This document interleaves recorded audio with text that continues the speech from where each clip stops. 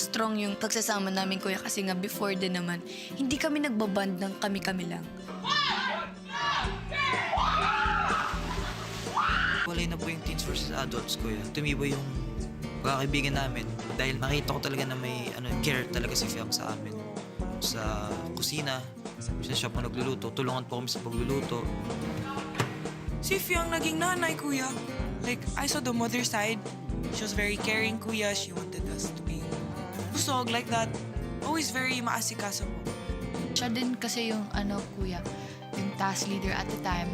We got this, everybody. She was hands-on with everyone. And I loved it. I saw a new side of Fiang. And I'd say, doon din kami nagka-close. Parang pala sa feeling na kami-kami lang. Parang ayaw naman sa adult, hindi naman gano'n. Parang lang, mas na-appreciate ko din yung ibang teens dahil dun sa teens